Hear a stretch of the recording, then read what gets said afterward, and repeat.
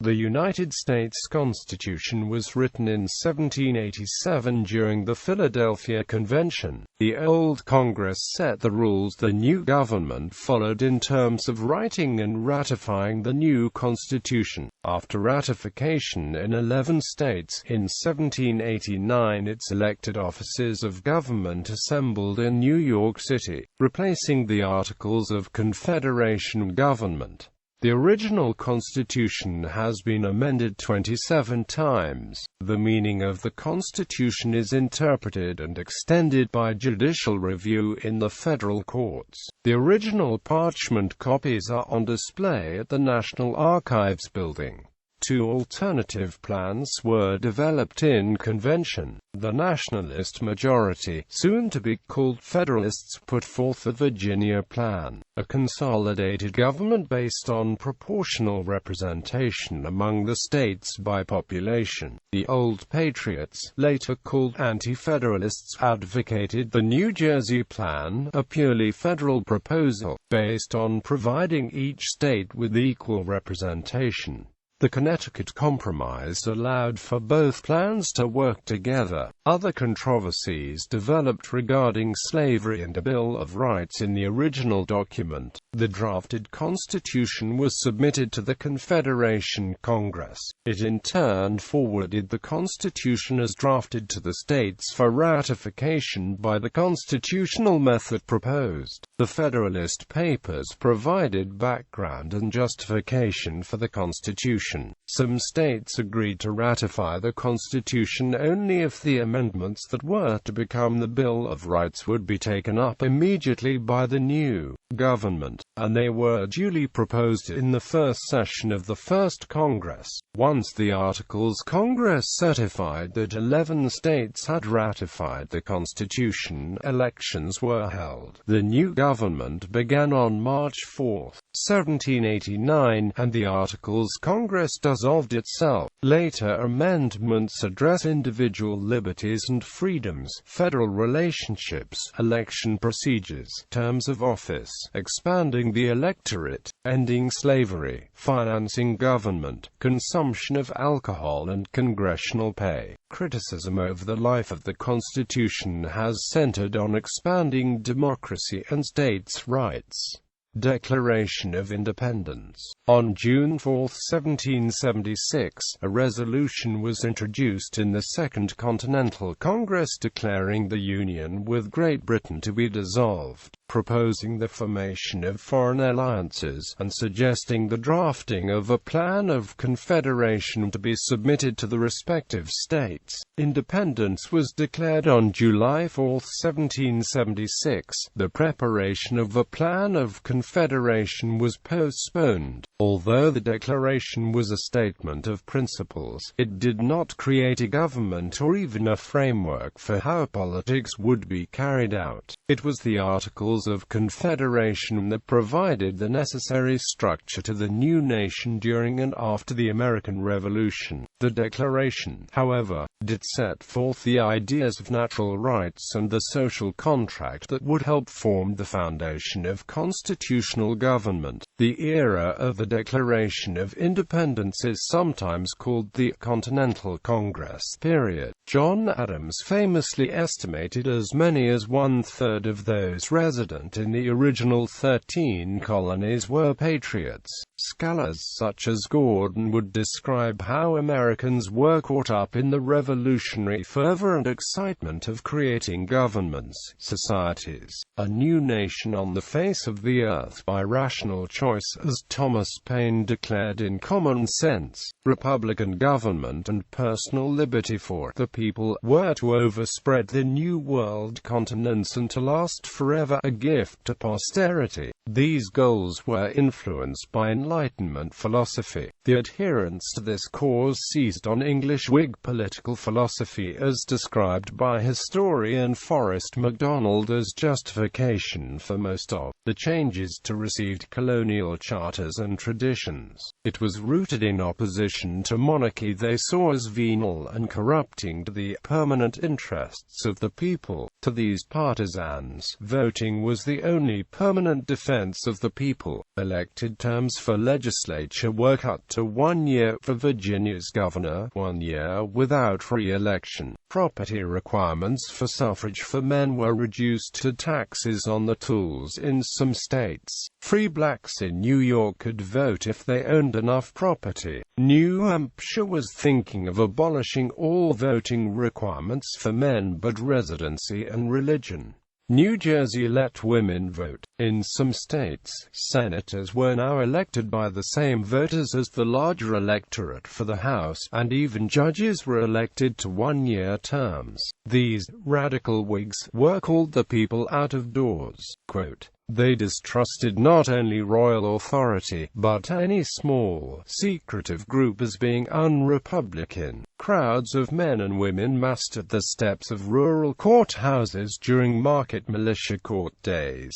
Shays' Rebellion is a famous example. Urban riots began by the out-of-doors rallies on the steps of an oppressive government official with speakers such as members of the Sons of Liberty, holding forth in the People's Committees until some action was decided upon, including hanging his effigy outside a bedroom window, or looting and burning down the offending tyrant's home."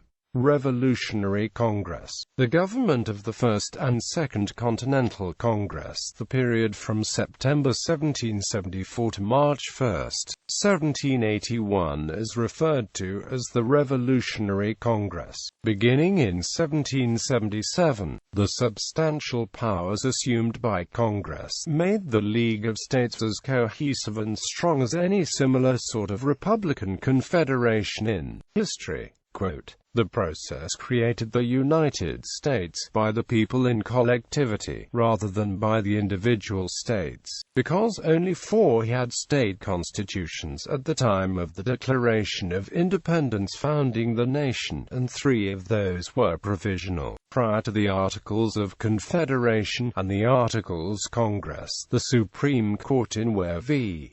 Hilton and again in Penhallow v. Jones administrators perceived Congress as exercising powers derived from the people, expressly conferred through the medium of state conventions or legislatures, and, once exercised, impliedly ratified by the acquiescence and obedience of the people.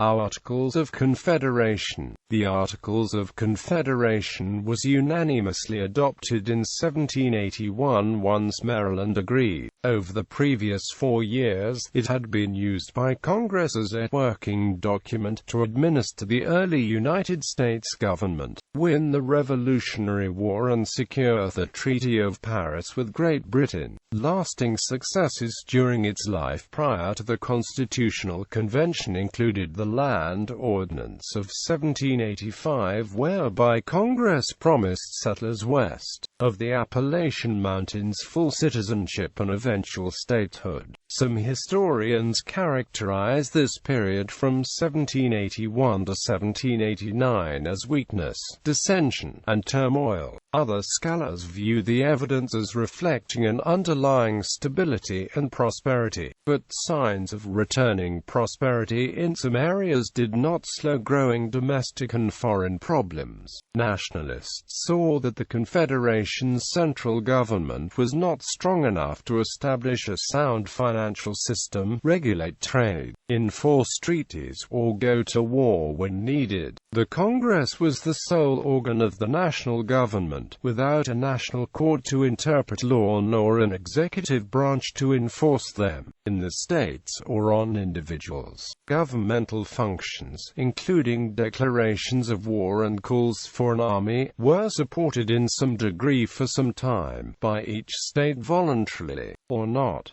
These newly independent states separated from Britain no longer received favored treatment at British ports. The British refused to negotiate a commercial treaty in 1785 because the individual American states would not be bound by it. Congress could not act directly upon the states nor upon individuals. It had no authority to regulate foreign or interstate commerce. Every act of government was left to the individual states.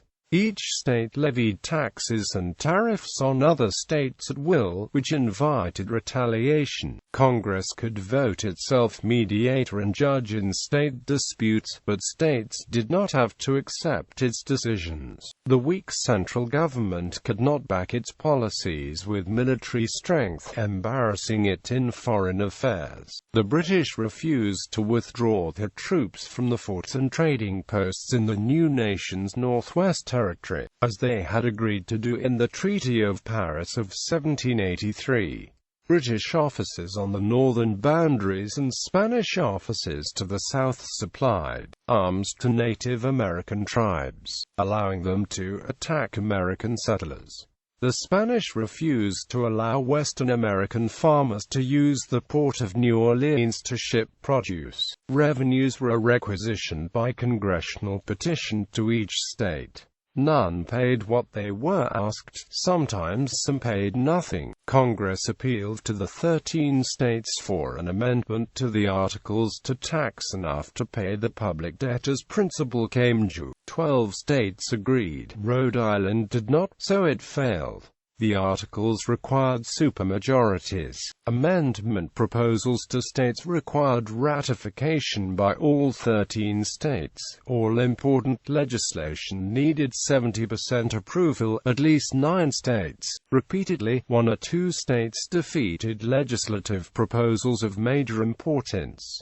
Without taxes the government could not pay its debt. 7 of the 13 states printed large quantities of its own paper money, backed by gold, land, or nothing, so there was no fair exchange rate among them. State courts required state creditors to accept payments at face value with a fraction of real purchase power. The same legislation that these states used to wipe out the revolutionary debt to patriots was used to pay off promised veteran pensions. The measures were popular because they helped both small farmers and plantation owners pay off the debts. The Massachusetts legislature was one of the 5 against paper money. It imposed a tightly limited currency and high taxes. Without paper money, veterans without cash lost the farms for back taxes. This triggered Shays' rebellion to stop tax collectors and close the courts. Troops quickly suppressed the rebellion, but nationalists like George Washington warned, "There are combustibles in every state which a spark might set fire to." Steps to a convention. Mount Vernon Conference, an important milestone in interstate cooperation outside the framework of the Articles of Confederation, occurred in March 1785, when delegates representing Maryland and Virginia met in Virginia to address navigational rights in the states' common waterways. On March 28, 1785, the group drew up a 13-point proposal to govern the two states' rights on the Potomac River, Pocomoke River, and Chesapeake Bay, known as the Mount Vernon Compact. This agreement not only covered tidewater navigation but also extended to issues such as toll duties, commerce regulations, fishing rights, and debt collection. Ratified by the legislatures of both states, the compact, which is still in force, helped set a precedent for later meetings between states for discussions into areas of mutual concern. The conference's success encouraged James Madison to introduce a proposal in the Virginia General Assembly for further debate of interstate issues. With Maryland's agreement, on January 21, 1786, Virginia invited all the states to attend another interstate meeting later that year in Annapolis, Maryland, to discuss the trade barriers between the various states. Constitutional reforms considered. The Articles Congress received a report on August 7, 1786 from a 12-member Grant Committee, appointed to develop and present such amendments to the Confederation, and such resolutions as it may be necessary to recommend to the several states. for the purpose of obtaining from them such powers as will render the federal government adequate to its declared purposes. 7 amendments to the Articles of Confederation were proposed. Under these reforms, Congress would gain sole and exclusive power to regulate trade. States could not favor foreigners over citizens. Tax bills would require 70% vote. Public debt 85%, not 100%. Congress could charge states a late payment penalty fee. A state withholding troops would be charged for them, plus a penalty. If a state did not pay, Congress could collect directly from its cities and counties. A state payment on another's requisition would earn annual 6%. There would have been a national court of 7. No-shows at Congress would have been banned from any U.S. or state office. These proposals were, however, sent back to committee without a vote and were not taken up again. Annapolis Convention. The Annapolis Convention, formerly titled A Meeting of Commissioners to Remedy Defects of the Federal Government, convened at George Mann's Tavern on September 11, 1786. Delegates from 5 states gathered to discuss ways to facilitate commerce between the states and establish standard rules and regulations. At the time, each state was largely independent from the others and the national government had no authority in these matters. Appointed delegates from 4 states either arrived too late to participate or otherwise decided not to attend. Because so few states were present, delegates did not deem it advisable to proceed on the business of the mission.